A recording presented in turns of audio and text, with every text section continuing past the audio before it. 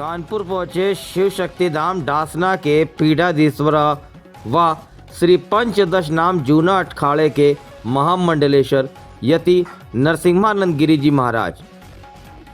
पत्रकार वार्ता करके उन्होंने जानकारी दी कि प्रयागराज महाकुंभ में धर्म संवाद का प्रथम लक्ष्य जिहादियों से विहीन सनातन वैदिक राष्ट्र की स्थापना करनी है। हिंदुओं की दुर्गति का कारण उनका अपना कोई देश न होना है, बोले महामंडलेश्वर यति नरसिम्हानंद जी गिरी महाराज।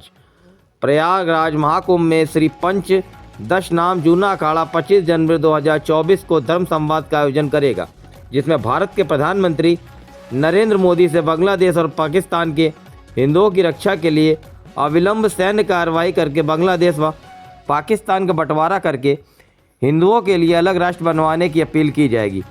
श्री पंचदश नाम जूना अखाड़ा खुलकर कहेगा कि अब नरेंद्र मोदी जी अगर स्वयं को हिंदुओं का नेता मानते हैं तो उन्हें उनका प्रमाण देना होगा। अगर वो ऐसा नहीं करते वह हिंदू समाज से विश्वासघात होगा। यह जानकारी जूना अखाड़े के महामंडलेश्वर यति नरसिम्हानंद गिरी जी महाराज ने आज प्रेस कॉन्फ्रेंस करके दी।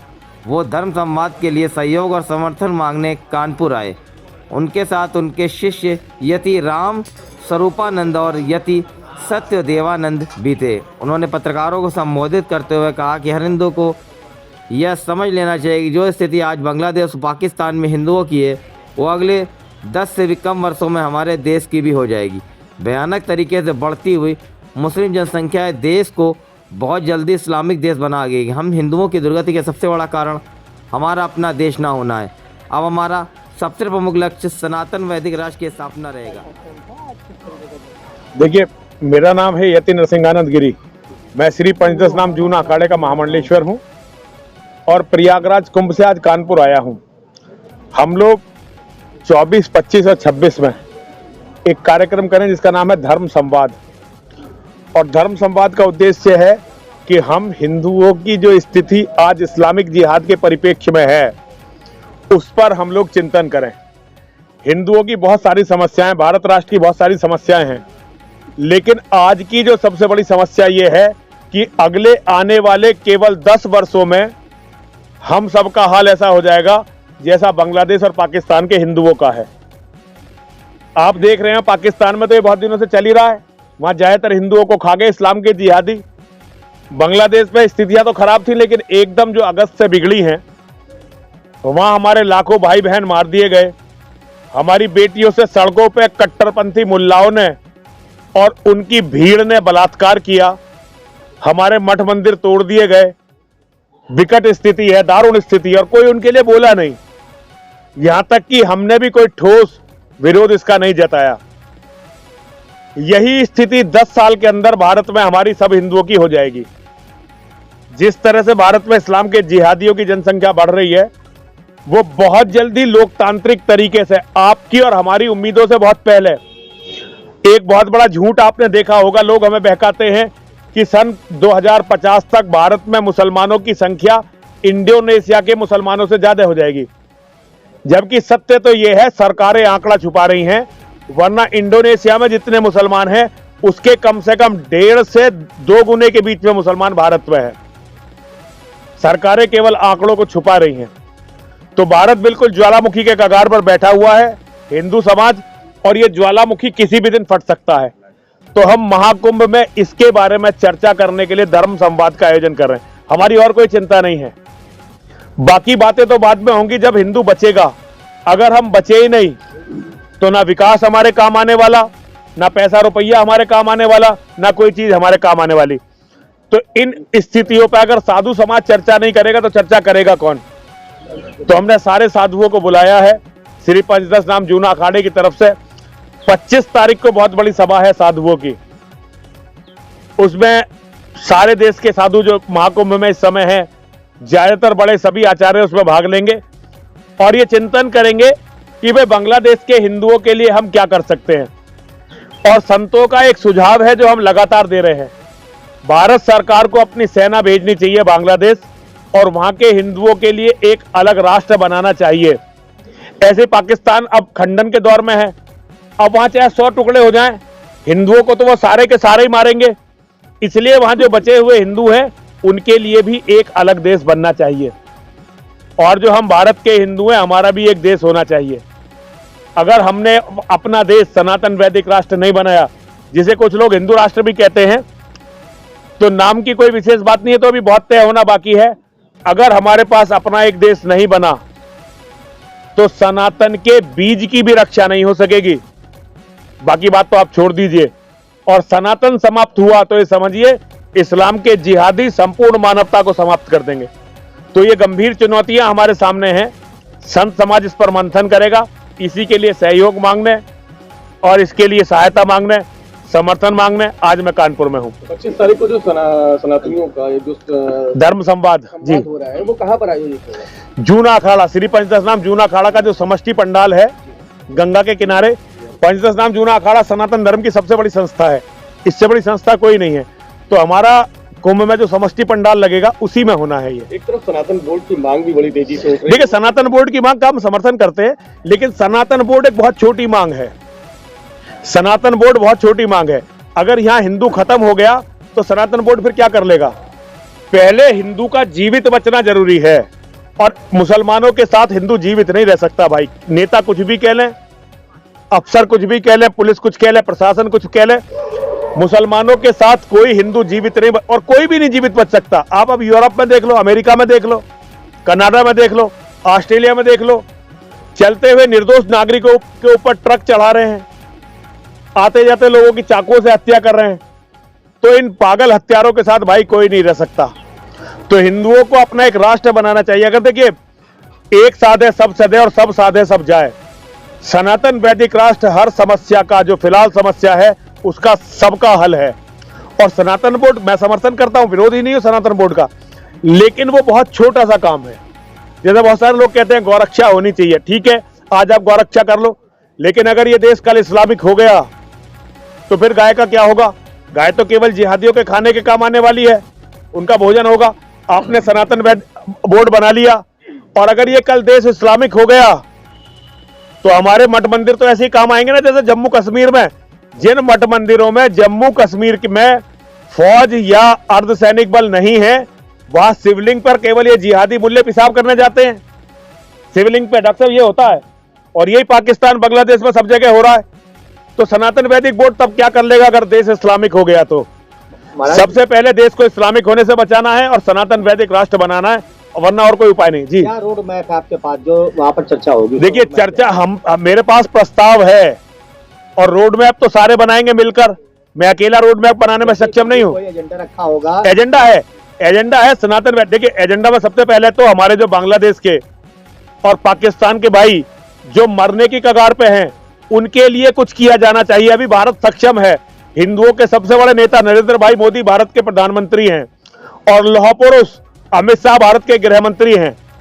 तो उन लोगों को पहले ये दिखाई देना चाहिए कि बांग्लादेश में किस तरह हिंदुओं का कत्लेआम हो रहा है। सबसे पहला काम तो ये होना चाहिए, बांग्लादेश का बंटवारा करके वहां एक और देश बनाया जाए। एक बात मैं यहाँ के हिंदुओं से कहना चाहता हूं, बांग्लादेश पाकिस्तान में हिंदू मर रहे हैं, बहन बेटियों से बलात्कार हो रहा है। अगर आज आप उनके लिए नहीं बोले तो ध्यान रखना, जब तुम्हारे साथ ये सब होगा तो तुम्हारे साथ भी कोई नहीं बोलेगा।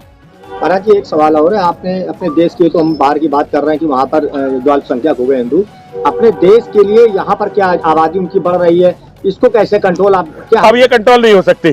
तो क्या अब ये सर्वनाश के बिना कंट्रोल हो ही नहीं सकती। तो क्या देखिए, सरकार से हमने बहुत मांग की कि सरकार जनसंख्या नियंत्रण के लिए कठोर कानून बनाए। सरकार ने वो कानून नहीं बनाया।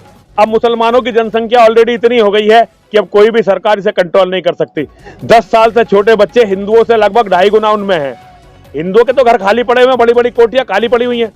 तो अब ये कानून भी नहीं बन सकता है, कंट्रोल भी नहीं हो। अब तो देश विनाश की तरफ है। एक लाइन में बताया कि क्या होगा, मतलब आपके नजर क्या क्या सुझाव? अगर सनातन वैदिक राष्ट्र हमने नहीं बनाया तो सर्वनाश होगा, सर्वविनाश। पहले जिहादी मुल्ले हमें मारेंगे, उसके बाद आपस में लड़के मरेंगे। वहीं महाकुंभ में कुछ लोग हैं भगवान रंग धारी किए हैं, जिन्हें गायत्री मंत्र भी नहीं आता, उनके लिए क्या संदेश? देखिए, हमारे यहाँ केवल गायत्री मंत्र थोड़ा ही है, हमारे लाखों मंत्र हैं। कुछ लोग अलग अलग तरह से साधना करते हैं, मैं अलग तरह से साधना करता हूँ, डॉक्टर साहब अलग तरह से साधना करते हैं, वो अलग। तो गायत्री मंत्र को ये पहचान नहीं है कि अगर किसी को गायत्री मंत्र नहीं आता तो वो साधु नहीं है या हिंदू नहीं है। नहीं, वही सोशल मीडिया पे को बहुत सारी देखिए सोशल मीडिया पे तो देखिए व्यूज का खेल है, सोशल मीडिया व्यूज के लिए काम करता है। गायत्री मंत्र वैसे तो मुझे नहीं लगता किसी को वहां पे भगवाधारी, ऐसे भगवाधारी बहुत सारे मुसलमान वहां पे पहुंचे हुए हैं जो आतंक काटना चाहते हैं, जिनके बारे में अखाड़ा परिषद ने कहा है। अखाड़ा परिषद ने बहुत स्पष्ट कहा है कि इस कुंभ में मुसलमान की एंट्री नहीं होनी चाहिए। तो ये एक अलग विषय है और मैं अखाड़ा परिषद के इस कदम का समर्थन करता हूं। तो ऐसे लोग हैं बहरूपे घूम रहे हैं, वो हिंदू नहीं है लेकिन भगवा कपड़े पहन के घूम रहे हैं।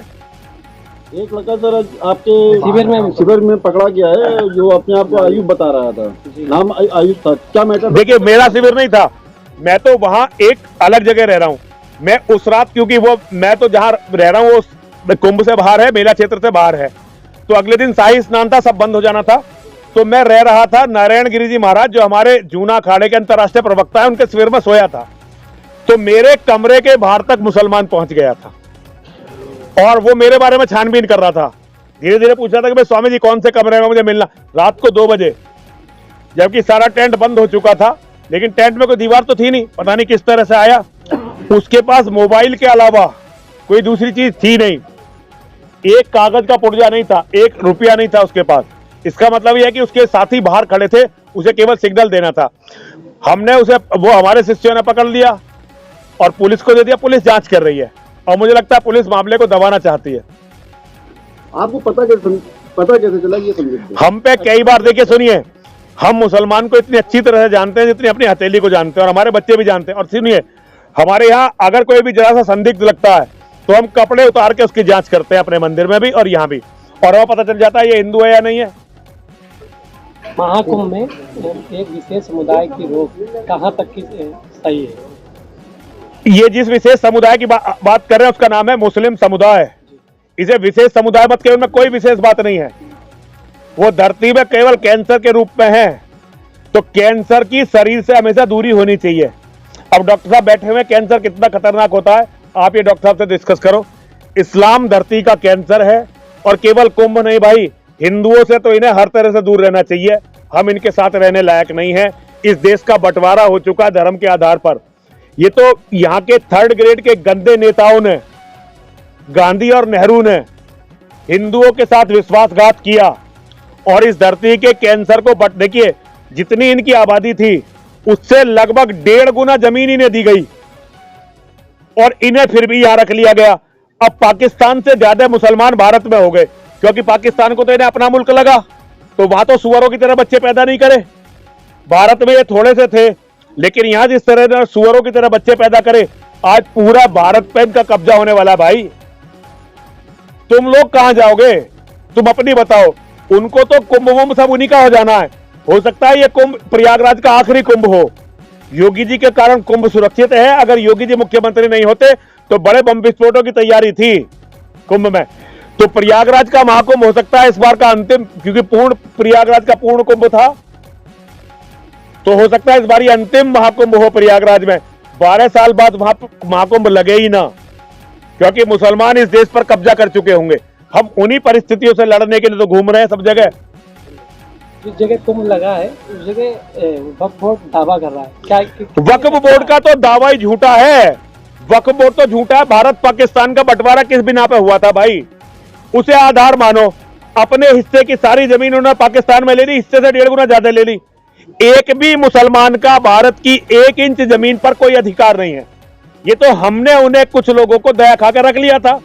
आज वो वक्फ बोर्ड की बात कर रहे हो। कल अगर उनकी जनसंख्या बढ़ गई, वो यहाँ शरीयत लगा देंगे और शरीयत लगा के कहेंगे हिंदुओं की तो बहन बेटी भी हिंदुओं की नहीं, हिंदुओं की तो जमीन भी हिंदुओं की नहीं, सब जमीन हमारी है। तो भाई उस दिन से डरो, उस दिन से डरो जिस दिन मुसलमानों की जनसंख्या इस देश पर कब्जे के लायक हो जाएगी।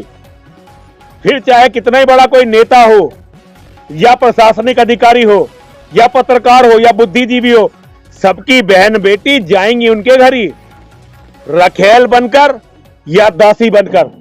उस दिन से डरो हिंदुओं, जिस दिन इनकी जनसंख्या तुमसे ज्यादा हो जाएगी, इस देश पर उनका कब्जा हो जाएगा। क्या विशेष संदेश देना चाहते हैं? विशेष संदेश हिंदुओं से यही है, भैया इससे पहले कि संपूर्ण भारत इस्लामिक हो जाए, अपने लिए एक सनातन वैदिक राष्ट्र बनाओ। इजराइल की तरह स्वाभिमानी सनातन वैदिक राष्ट्र, जहां एक भी जिहादी ना हो, एक भी मस्जिद ना हो, एक भी मदरसा ना हो और एक भी मोहम्मद की कुरान ना हो। और यही प्रश्न हमें महाकुंभ में उठाना है।